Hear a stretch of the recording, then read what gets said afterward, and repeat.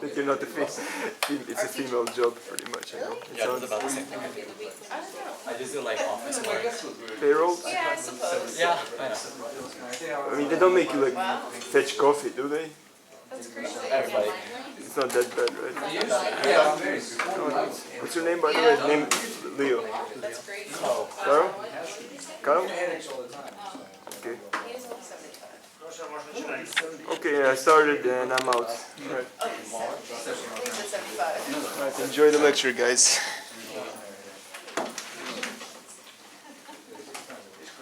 This is expensive. So anyhow, so what we did, we basically proved last time Gaussian theorem.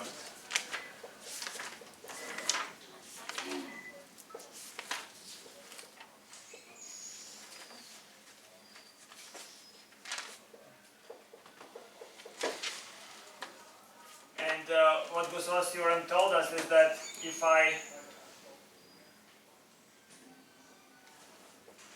look at any triangle, not necessarily a right triangle, and I take a holomorphic map,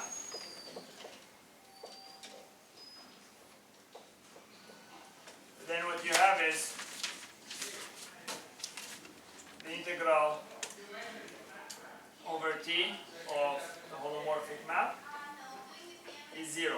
Now for that to be true, of course, it has to be holomorphic also on the interior. It has to be holomorphic in a region that contains both the triangle and its interior. So that will allow us to find antiderivatives or primitives for functions.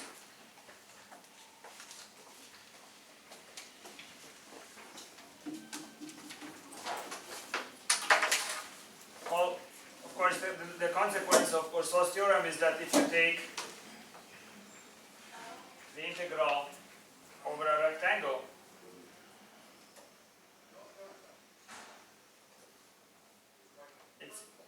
I can just break it into two integrals of triangles with the middle line that I introduce cancels, right? Because I take one line integral one way, another line integral the other way, so they cancel each other in pairs. And also we have that the integral over r will be 0. And this idea will tell us that in quite a lot of regions, quite a lot of shapes, we're able to construct primitives or antiderivatives for those functions. So this is the theorem that we prove for the circle.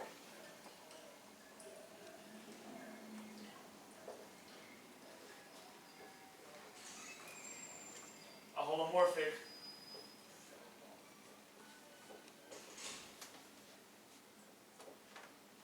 function in an open disk has a primitive.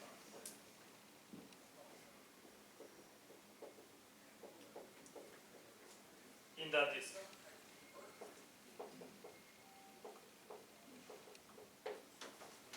Proof.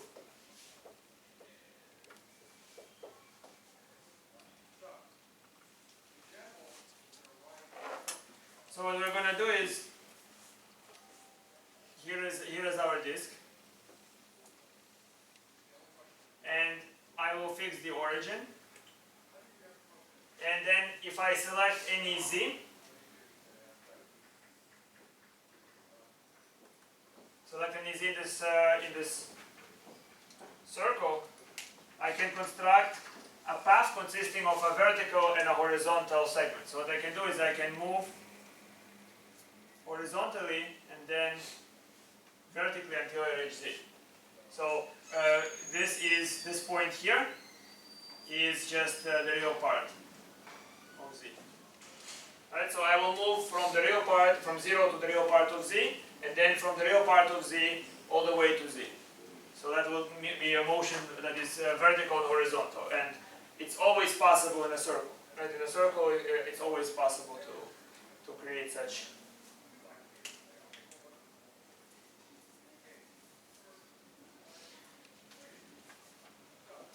So we just define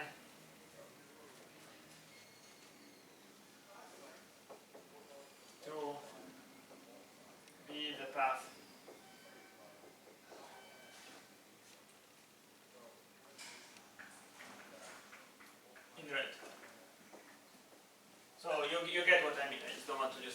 repeat it, just the motion is this way. And we're going to now try to consider then the function f of z to be the integral over gamma sub z of f of w dw. And we're going to show that this is the primitive, or a primitive.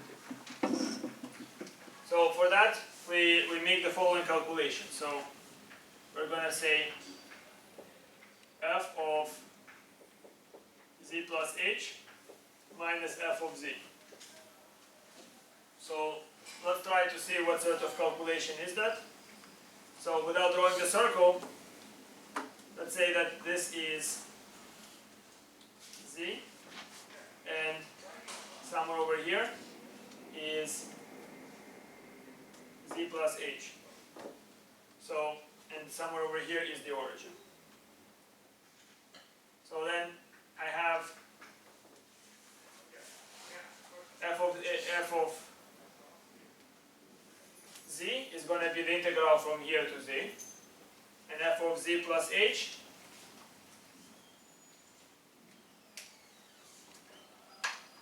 is the integral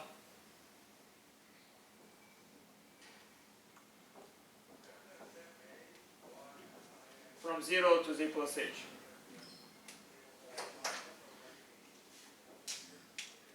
So we take f of z plus h minus f of z. So here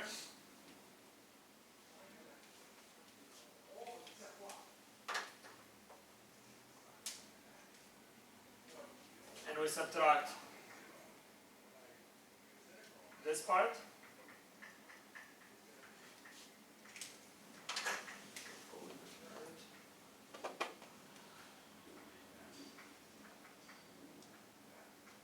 Right, so you see that the common path here is cancelled.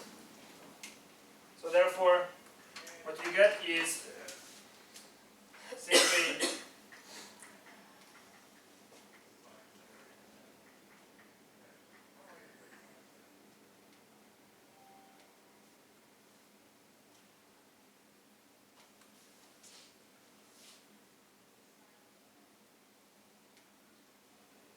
simply get this integral.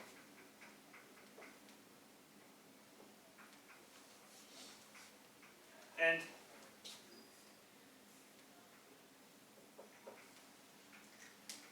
what you can do is you can close the shape by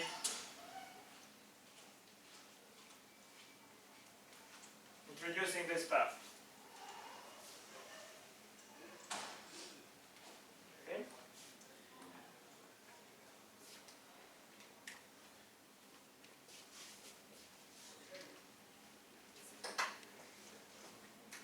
So we introduce this path, and now we are going to show that the integral over this curve is 0. Now why? Because I can break it into a rectangle and a triangle. So you see, so we have the rectangle and we have the triangle going this way. Okay, so the middle segment that I introduced will cancel, and therefore what we have there is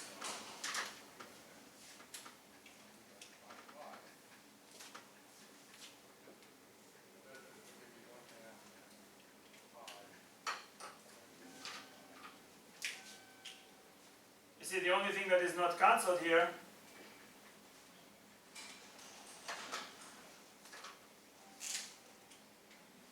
is that path, the one that I introduced.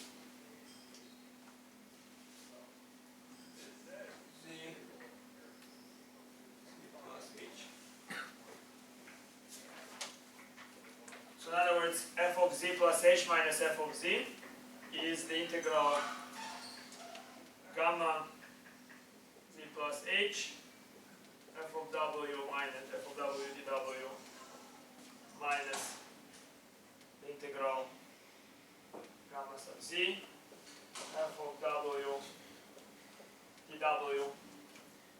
And you see that basically what I do is I introduce the shape, and I can introduce it twice. I can introduce it and then I can cancel it by going the other way, right? So the shape that I have here with the red line is just vanishing to 0 because it's made of rectangle over which the integral of f vanishes to 0 and the triangle over which the shape vanishes to 0. And then I'm just left with this curve. And I'll call this nu. So that is just simply the integral nu f of w dw.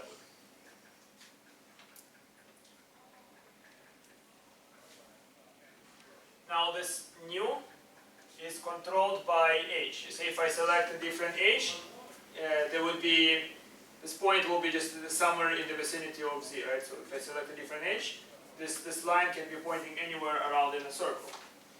So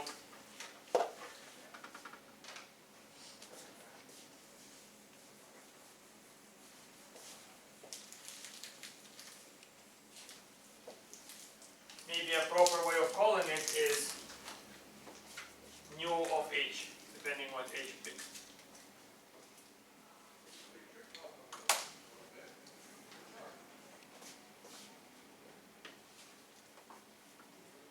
So what we have is again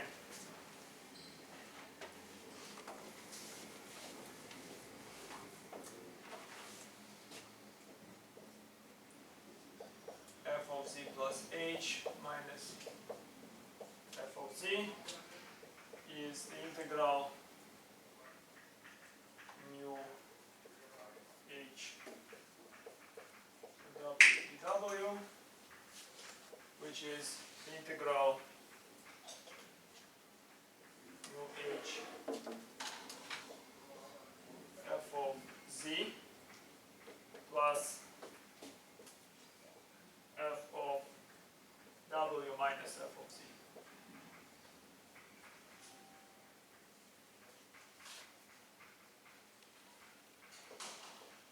W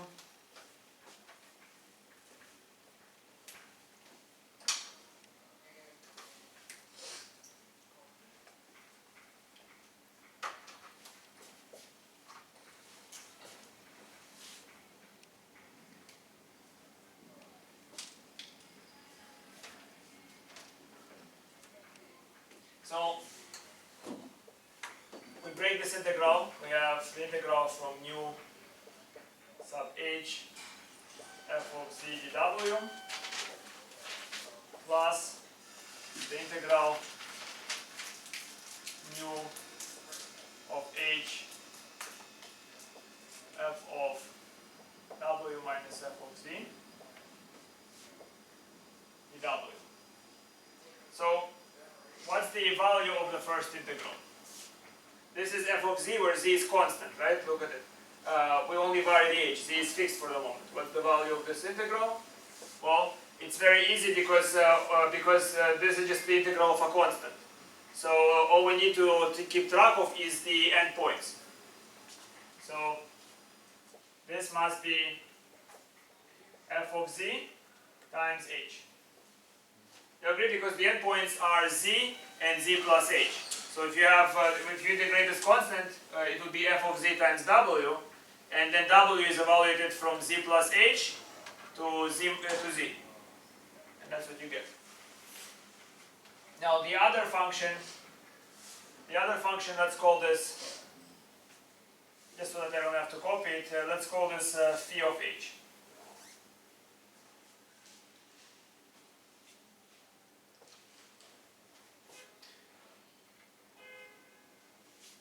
Where let's estimate the magnitude of phi of h. The magnitude of phi of h is less than or equal to the integral mu h absolute value of f of w minus f of z times the magnitude of dw, which is less than or equal to, so f of w minus f of z, again, right? W is a point chosen in the disk of radius h around z. Do you see that, right? So nu of h is what is that? We can rotate this line around z, and we can make h smaller or larger. So we can, if we fix a maximal size for h, this is just the maximum value. It's a continuous function. It's the maximum value. So we can call this m times times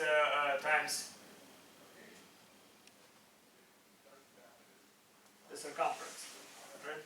And the circumference is something like 2 pi absolute value h.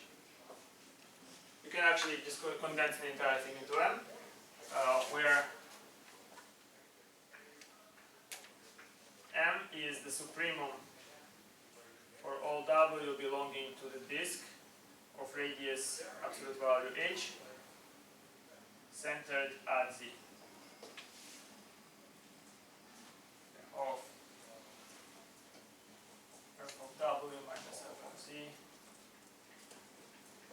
Okay, so m would be just it's really just controlled by h since z is fixed.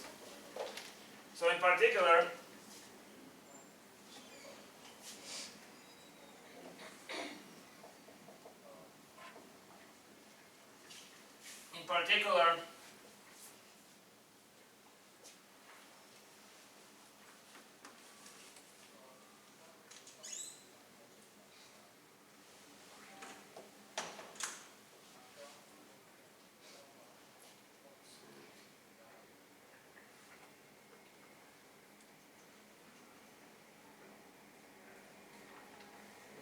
more about the m. I should say that m vanishes. Maybe I should write m of h since m would vanish as h goes to 0.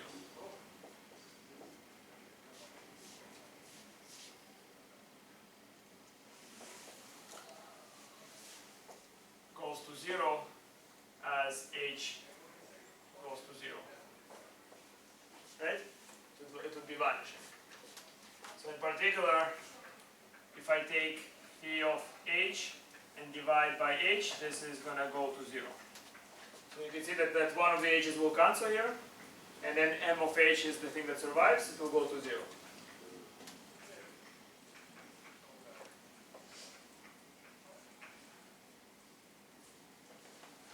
Make sense? You see that this function phi of h vanishes to 0 even when divided by h. That's because it has an extra h to spare, and m of h will be disappeared.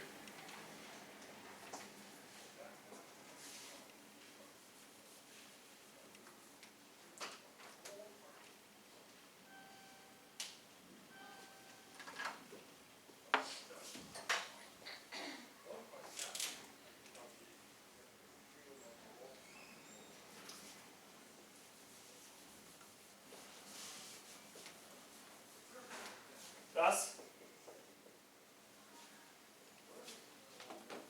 limit as h goes to 0 of f of z plus h minus capital F of z over h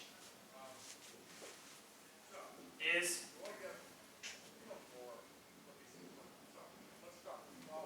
limit as h goes to 0 of f of z plus phi of h over h, and that would be f of z. So we showed that this function, its derivative is our little f. So our holomorphic map has an antiderivative.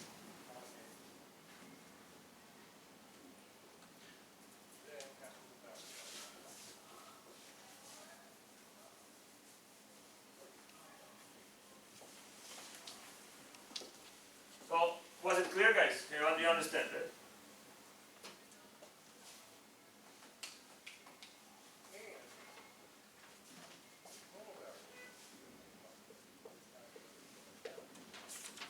Theorem.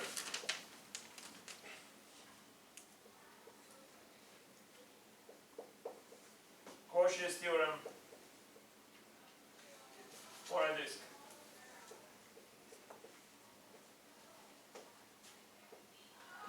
If F is holomorphic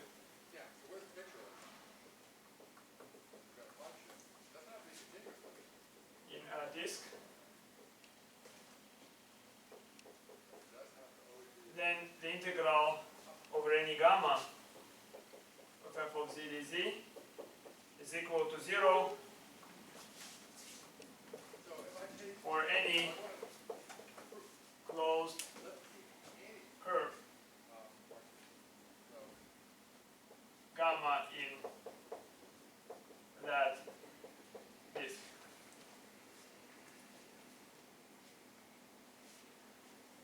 So why does it? I mean, this is really something that we established, except for a very minor technical thing, right? So we have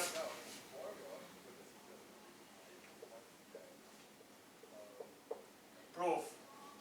One thing is closed curve gamma, so you can say gamma is compact,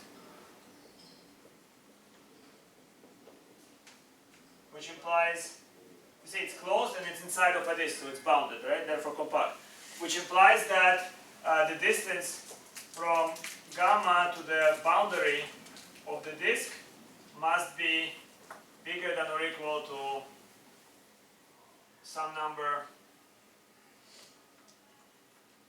r. It cannot be too close to the boundary, right? Which implies that there is a smaller disk, call it d prime, contained in D, such that gamma is d prime. Okay. Right.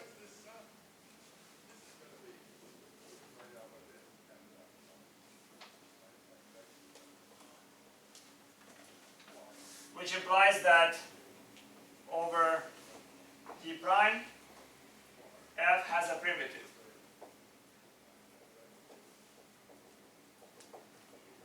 So you see, it's like almost negligible technical difficulty. What we just showed before is that we need the disk to be contained inside of the region with its closure, right? So that thing that we just did before works once the disk, together with its closure, is contained in some bigger region. So we take d prime to be a smaller disk, which obviously has its closure inside of D, and over that disk we have, by what we just did before, f has a primitive, which therefore implies that the integral over gamma of f of z dz is 0, because there is an antiderivative there.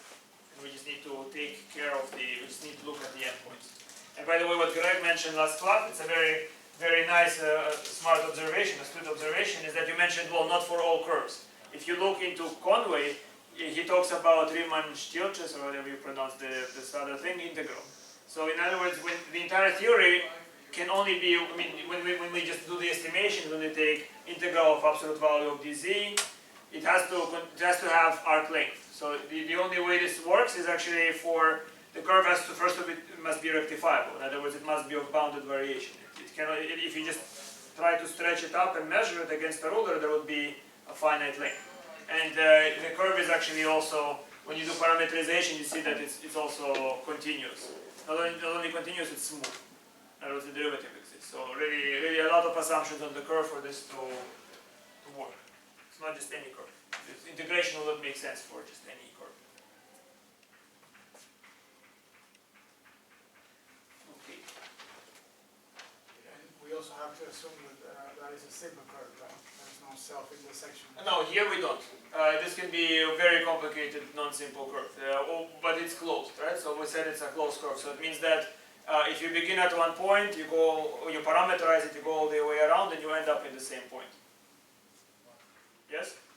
It doesn't have to be. It could be very, very, very complicated, intersecting itself many, many, many times, infinitely many times.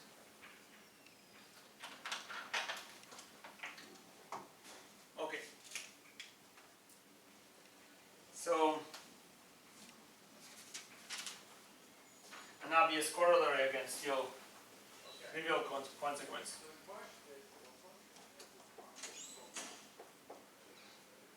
You see, the reason this is true is because we just proved that an antiderivative must exist. Corollary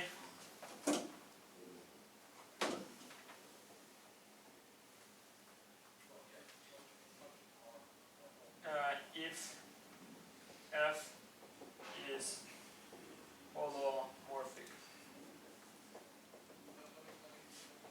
in an open disk, in an open set, I'm sorry, containing the circle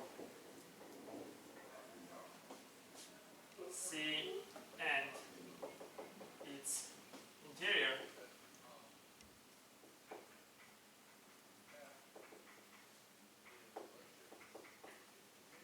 then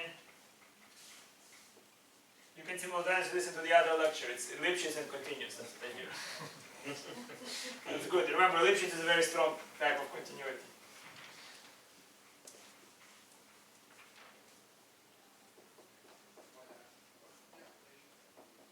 So then the integral over the circle C is 0. Again, that's actually even easier than what we did before. I'm not going to write a proof, since it's pretty obvious. Okay, so here is an important remark. We might actually talk about the winding number and other things in greater detail once we get to chapter 3, but I'm afraid if we stick with too much, then we will not get to the higher things. So, remark.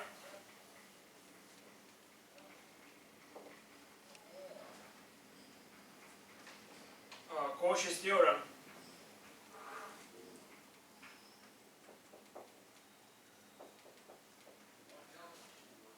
can be extended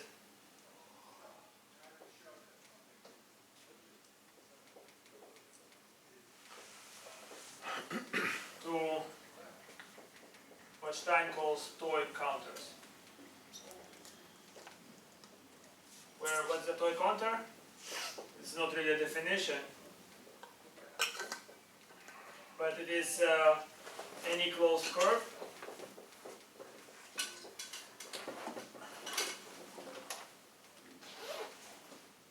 where the notion of interior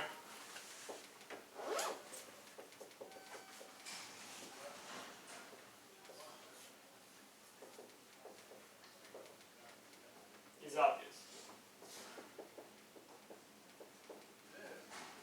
So you can take a curve where you can just it winds around it so many times that it's very hard to say what's inside and what is it wrapping around and what's on the outside, what's in the unbounded region. So for that you can just talk about winding numbers and you can actually study those curves more precisely. But there are some curves like the circle. It's right away you see what's inside of it, what's outside of it, and the way you would extend, for example, here is an example of how you would extend it to. This is called the keyhole region. So what you can do is you can fix some point, fix the point Z0, and then if you want to travel to the point Z, just do so by moving by vertical and horizontal segments. And to make this motion precise, there's actually an exercise, I suppose, in Stein, in chapter 1 even. What you can do is you can select, it's path connected, right? This region is path connected. So there is definitely a curve from Z0 to Z. Now you can make this, you can replace this curve by a polygonal path. How would you do that? Any curve that you pick that connects Z0 to Z can be covered by small rectangular tiles. So select open sets that are small rectangular tiles. And select them to be small enough such that if you double their size, if you double the size of those tiles, it's still contained in the region. Finally, many of such tiles will cover this path. See, I don't want to draw it, but you follow my reasoning, right? And because this curve is connected, those tiles must be intersecting. So what you do is you go through those finitely many tiles and just trace around them, right? around the first tile, trace the shape, trace around the next tile, etc. Right? So you can just kind of move by moving along the perimeters of those tiles and leading and just jumping onto the next tile and doing that until you reach Z. Once you reach Z, you can always select a small circle around Z and you can just have a similar construction that we did for the disk. So in essence, again, by repeating a very similar procedure to the one we did for the disk, you will be able to show the existence of antiderivatives for quite a lot of simple curves. Make sense? So that's called the keyhole.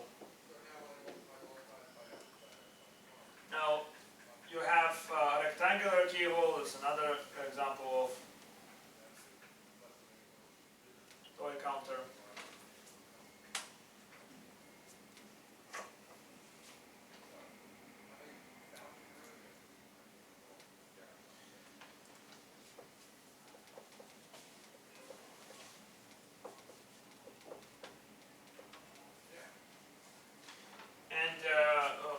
Sometimes you need to use multiple keyholes.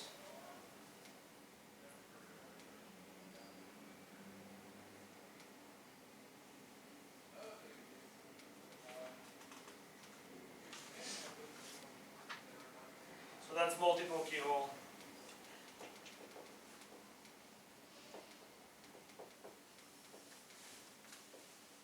Semicircle.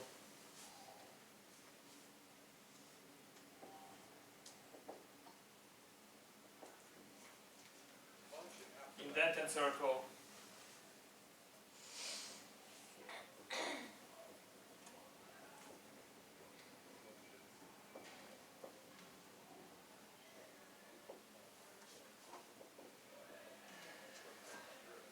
Sector.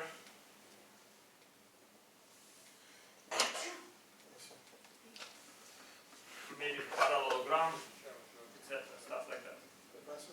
Yep. Why are we using the keyholes? Is that to isolate the singularities later Yes, on? we're going to actually do two calculations with keyholes, and you see how that's supposed to work.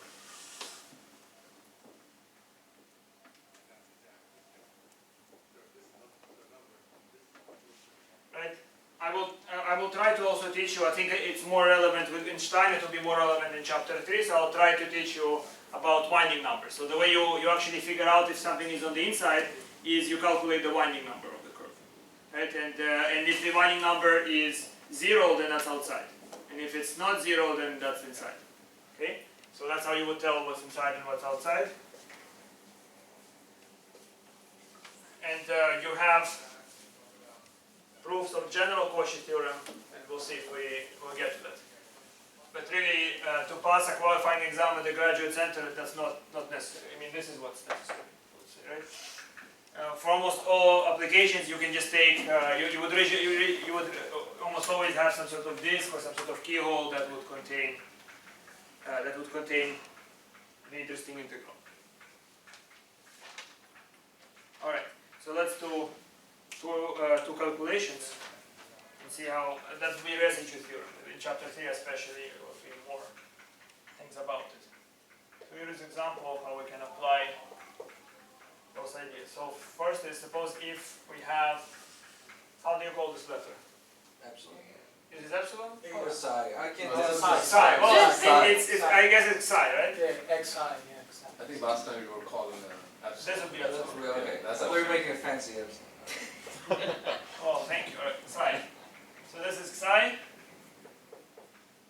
Then we will show that e to the power of minus pi psi squared is the integral from minus infinity to infinity of e to the minus pi x squared e to the minus 2 pi ix psi dx. And the way we're going to do that is we first are going to select the function f of z equal to e to the minus pi z squared. And then we're going to select a rectangular region that we will allow to expand.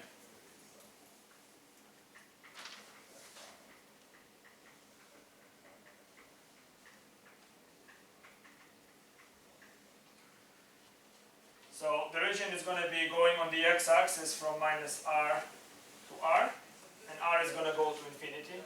That's how we're going to get those bounds. And we're going to orient this region this way. Now, the height of this region, this is a rectangle that only expands horizontally. The height is for whatever number you fix. I'm assuming it's positive, so then the picture is above. So if psi is positive, then we have that this point is r plus I psi, and this point is minus r plus I psi. And we're going to mark this as gamma 1, this as gamma 2, this as gamma 3, this as gamma 4. And then what we have is that the integral over gamma 1 plus gamma 2 plus gamma 3 plus gamma 4 of f of z dz, that is 0. Because this function is, it has a power series expansion, it's holomorphic. Right? This is holomorphic in the, well, that's what you call entire function. It's actually differentiable over the entire complex plane. So we're going to make the following estimation.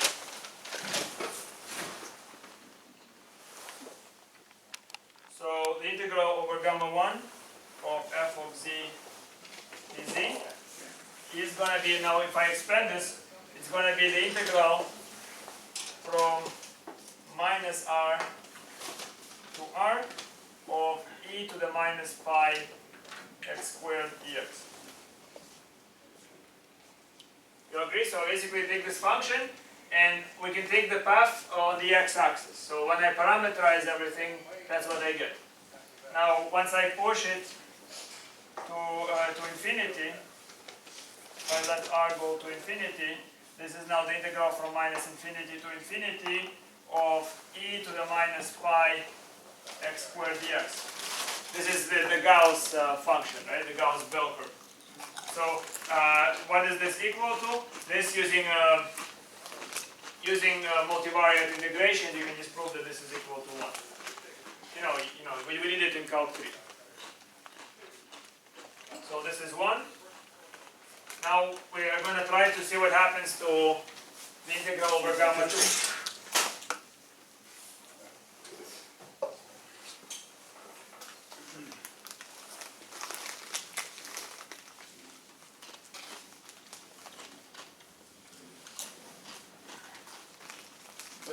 Yep. What did you say about the last integrand is the How do I know that this is 1? No, the integrand inside, basically. Well, this is the integrand once you parameterize it. This is the function that we're integrating to achieve this result. So we have e to the minus pi z squared. Now, if I run this function only on the x-axis, gamma 1 is only on the x-axis, then the y coordinate is 0. So it's really just e to the minus pi x squared. Got it. Thanks.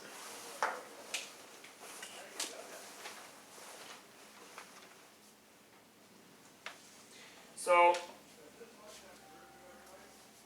the integral over gamma 2 of f of g dz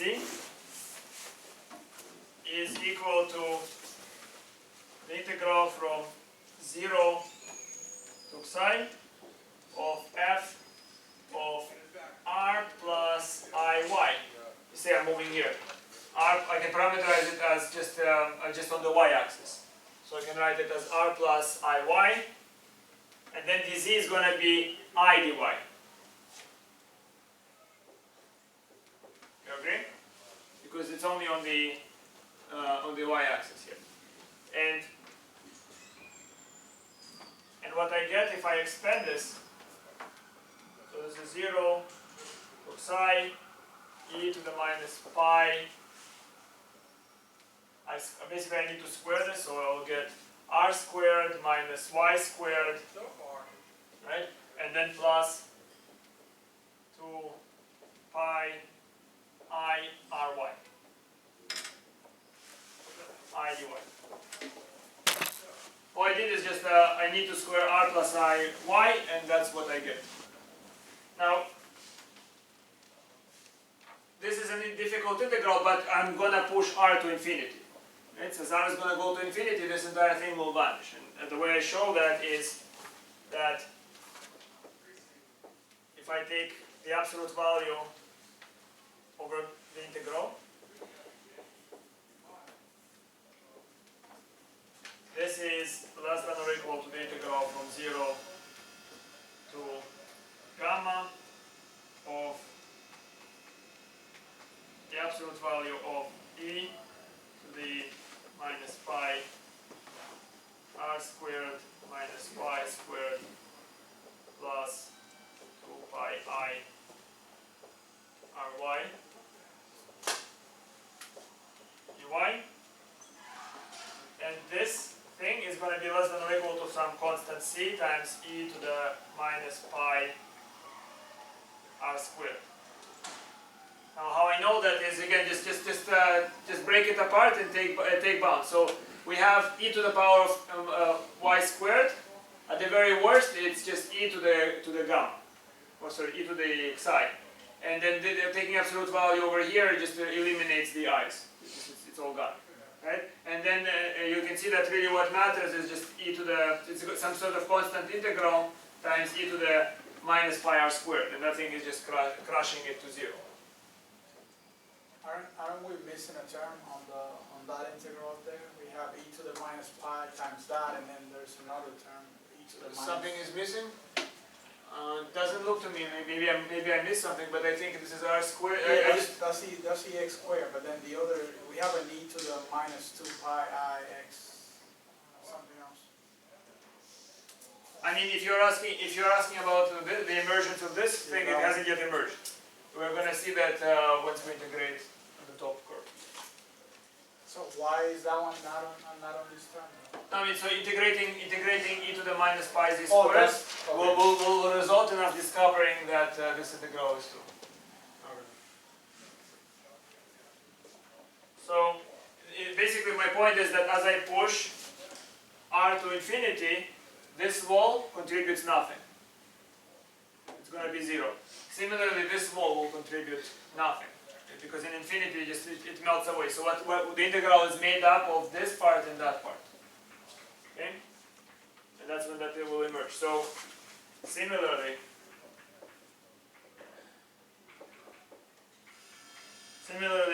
if you look at the integral over gamma 4 of f of z dz, you will discover it's less than or equal to some number d times e to the minus pi r squared. I think it's going to be a different number.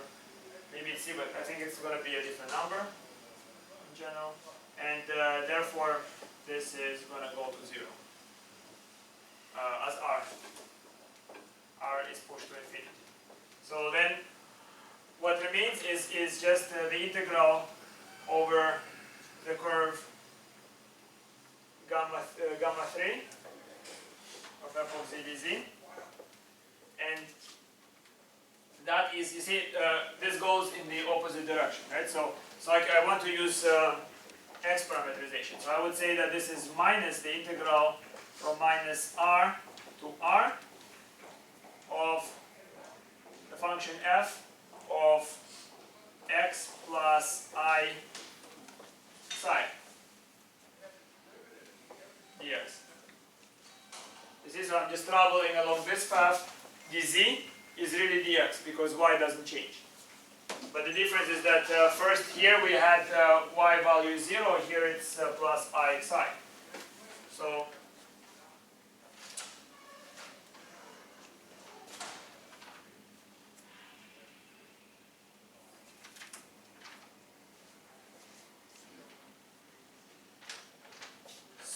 what you get is minus the integral minus r to r of e to the minus pi x squared minus psi squared plus 2 pi I psi x dx. That's where this will appear. You see that there? That's where it will appear. So then if I push to infinity,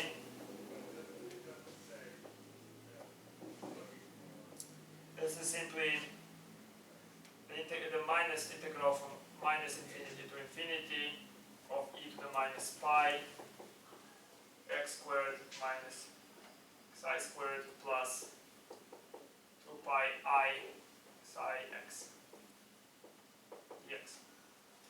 Now what we get, you see the sum over all those curves, even as we are pushing to infinity, it's going to be 0. So therefore the sum over gamma 1 plus gamma 4 is going to be 0.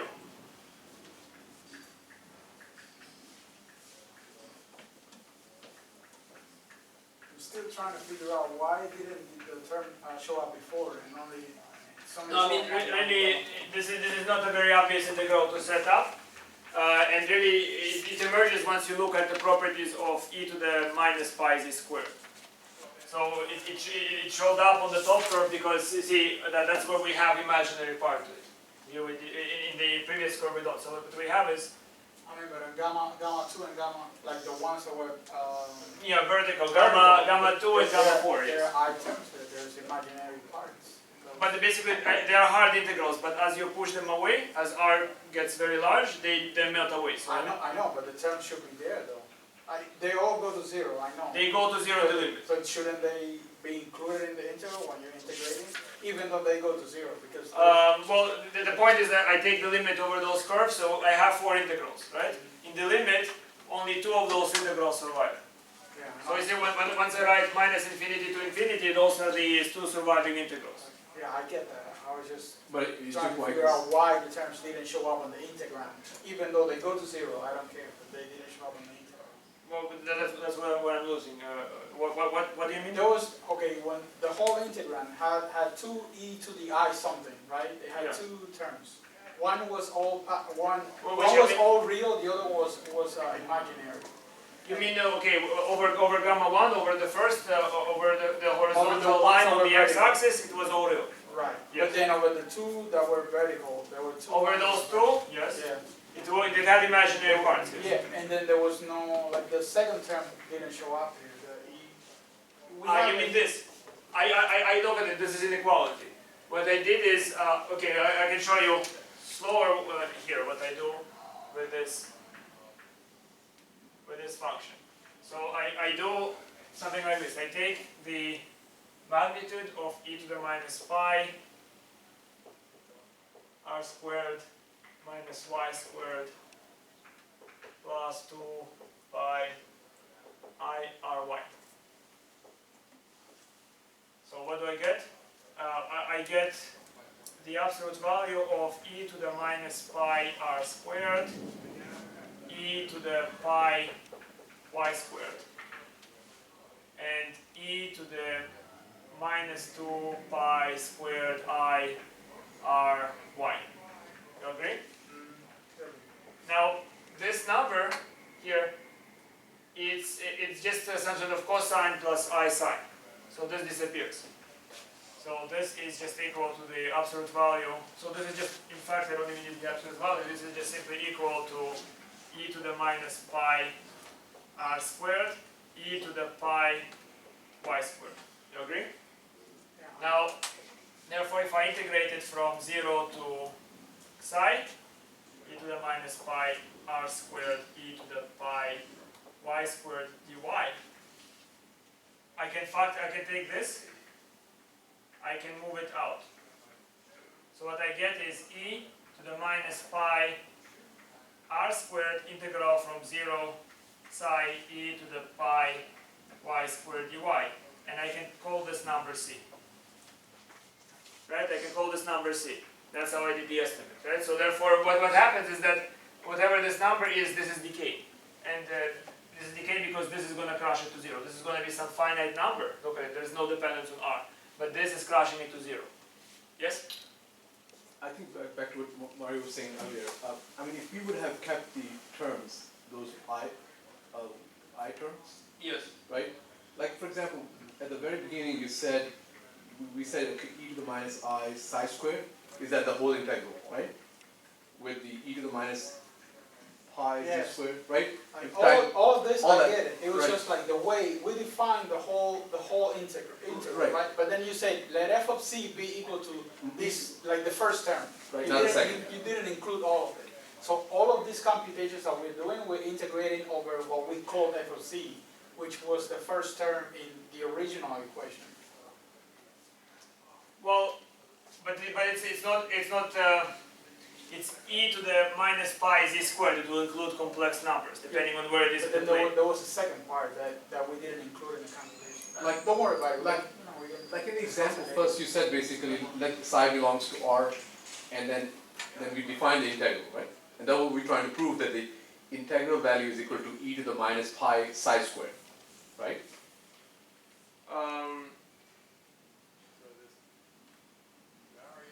And where I'm was a little bit that we're starting basically with the one term, and we end up proving that the whole integral, which has a second e to the power something, is equal to the e to the minus pi psi squared. So did we assume that the second term, some reason, dropped out somewhere? No, it was just a statement of where we get it. No, we didn't say. You see, so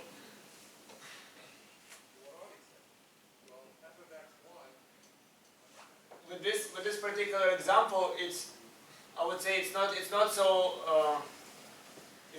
obvious that the function in the next example. I hope you would see that it's more obvious the function that we're picking. In this example, it's not so obvious why we take e to the minus pi z squared.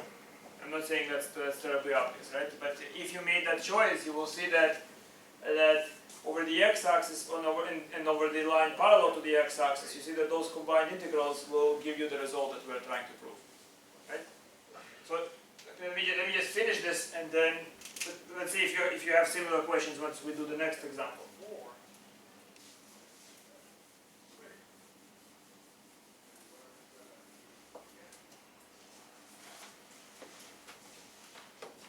So what do we have? So what ends up surviving is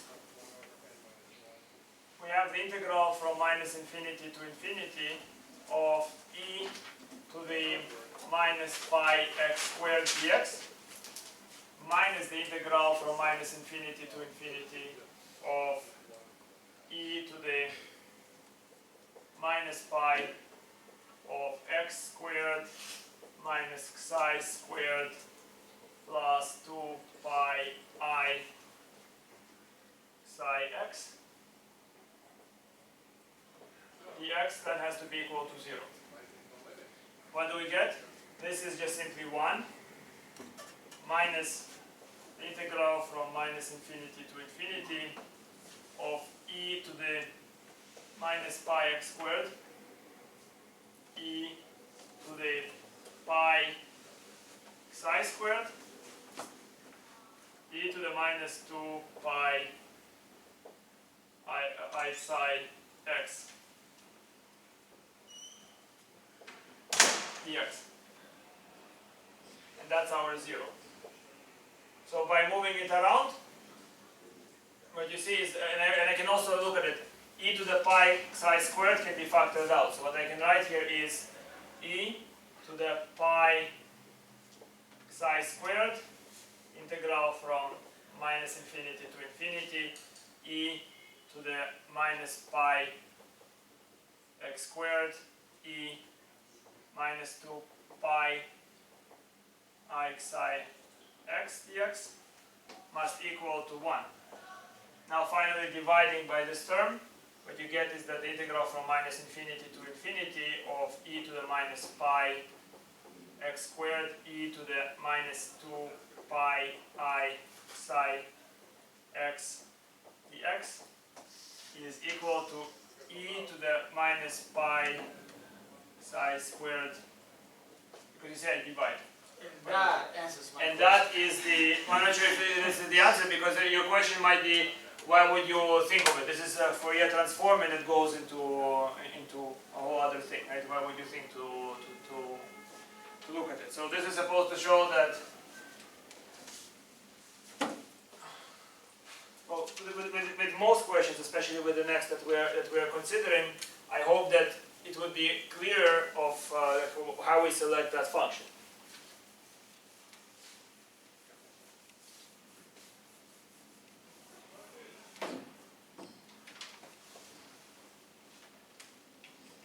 So here's another example, and we will be solving soon a lot of them. When we get especially to chapter 8, a lot of those. So it's always on an exam. So example 2. So we have the integral from 0 to infinity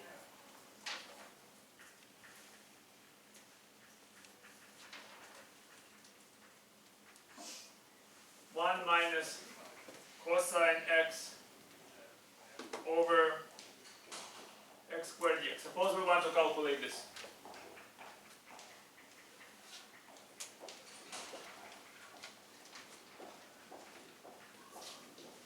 So we can use complex analysis theory for that as follows. So first of all, this is what we have is that our integral is equal to 1/2 minus infinity to infinity of 1 minus cosine x over x squared dx. How do I know that? Because the function is even. It's an even function, so I can do this. Now, any idea what would be the next step? What do I want? I need to come up with an easy. Well, we use the can identities. switch to complex Complex variables and then go from there. Well, we have to be careful. You see, we can switch to complex variables. We can try looking at what happens to when you integrate this function, but that's not the best choice. The reason is because we have cosine of x, and then we can just add I sine x for free. So this is because that would be an odd function. So this is the same as 1/2. You always want to see e. When you see cosine or sine, you want to see e. We're going to do it more methodically, I hope, once we're in chapter 8. Sorry, once we're in chapter 3. So that would be minus infinity to infinity of 1 minus cosine x minus I sine x over x squared dx. Yeah? Now you see, the reason it's now odd. You see, I introduced an odd function. So I basically subtracted I sine x over x squared, and that will vanish because we have minus infinity to infinity. And again, when we do this integration, it's not like improper integrals. You're assuming that it's balanced. It's always balanced from left and right. They call it principal value. So you're always balanced. You have from minus r to r. You're always balanced. So how can you subtract some then from the right side and nothing from the other? I mean, this is 0. I subtracted 0.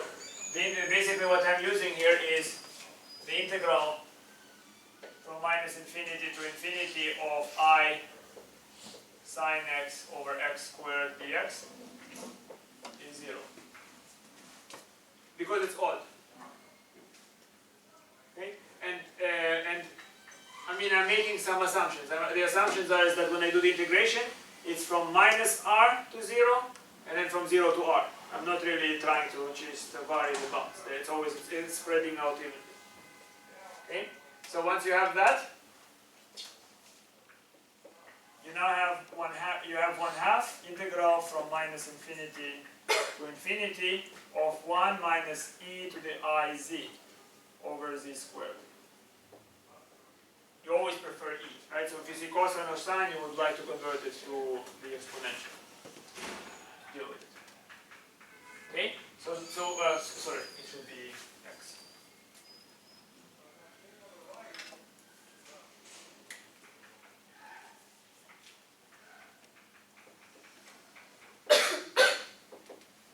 Yeah.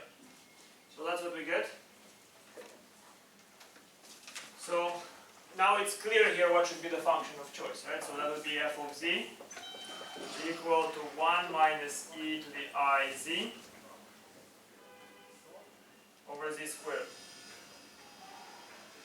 And now you see that this function is holomorphic when, as long as the denominator is not 0. So what we're going to do is we're going to select the following indented half circle. So this is 0. I'm going to avoid 0. So I'll call it, yes, so this is going to be called alpha 1, this is going to be called alpha 2.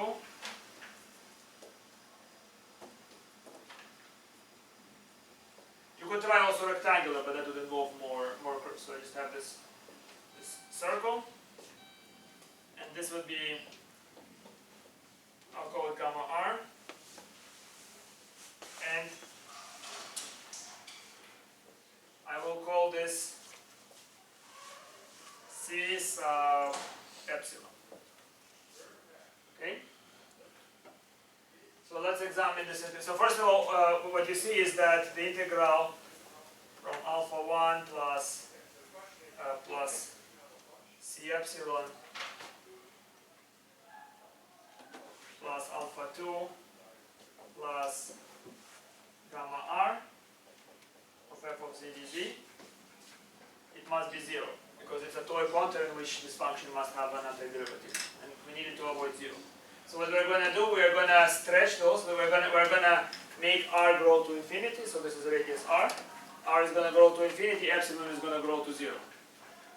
When epsilon is going to 0, it makes alpha 1 and alpha 2 meet at 0.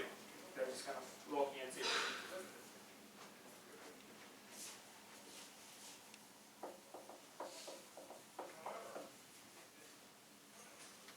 So let's do. There is nothing, alpha 1 and alpha 2 together will give us the integral that we're interested in. Right? They will give us this integral. What we want is just c of epsilon and gamma of r. See what those are. So first, observe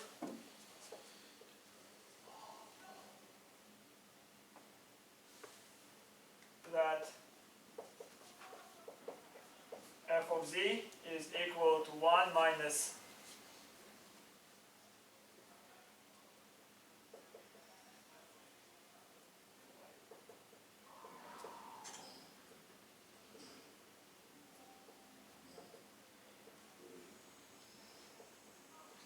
right, so f of z can be represented by a power series. And I can just condense this power series. I'm actually right now only interested in estimating what's going to happen around the small circular arc c of sub epsilon. Okay? So in that estimation, I can just write that this is minus, I'm just going to write the first terms, iz minus z squared over 2 and plus little o of z cubed. In other words, this entire thing, this power series, when you approach 0, it approaches with speed z cubed. Right? It approaches as fast or faster than z cubed to 0. That's just for convenience, I don't have to kind of write the power series, right? And that's divided by z squared.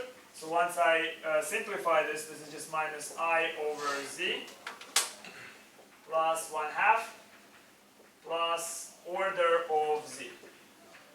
So the entire thing, I mean, I can say goes to 0 as fast as z. Right? So we have a bunch of stuff that doesn't go to 0, and whatever remains goes to 0 at least as fast as z. So that tells us that the integral over c epsilon of f of z dz is going to be minus the integral from 0 to pi. You see, so this goes clockwise, so I'm going to subtract and go counterclockwise just because it's more comfortable, of my function f of epsilon e to the I t times I epsilon e to the I t dt. I just parameterized it. And that's going to be minus integral from 0 to pi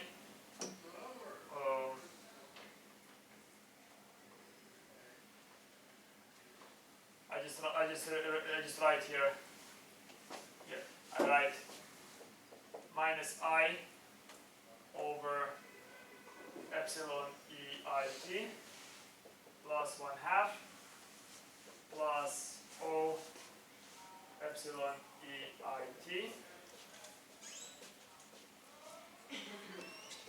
times I epsilon EIT dt.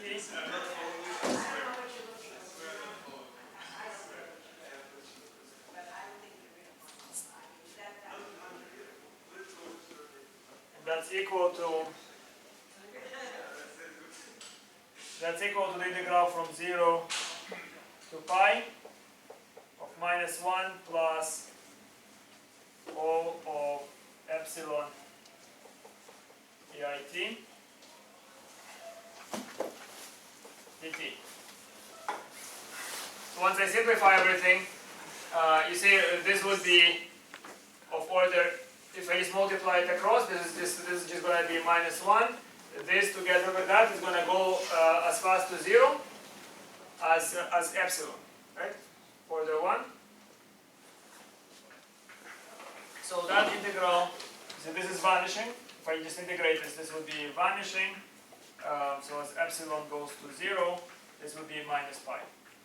Because they just want the only thing that's going to be left is integrating -1. Okay? So think of this as a power series where the first term is epsilon e to the it, right? And the next would be epsilon squared. So it will vanish because epsilon vanishes to 0. All right, so let's finish this. So this integral is going to go to minus pi. Let's try to estimate the big arc. So if I take the absolute value of the big arc,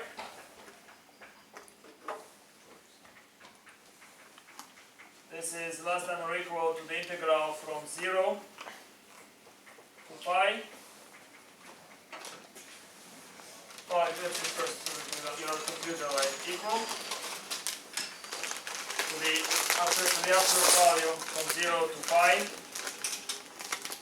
1 minus e to the I r e to the it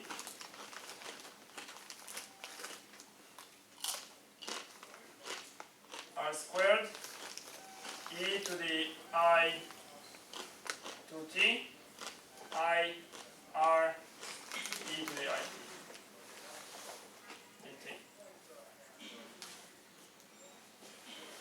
So that is parameterizing f of z, right? Parameterizing it with this circle is r e to the it. So this is less than or equal to the integral from 0 to pi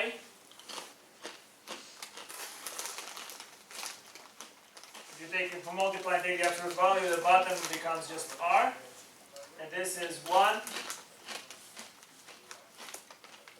plus e to the minus r sine t dt. So hopefully I didn't make some mistake in doing this estimate. So you see, what you have is I distribute the absolute values, and considering the absolute value of e to the I r e to the it, this is really e to the I. Oh, let me just write it here for you.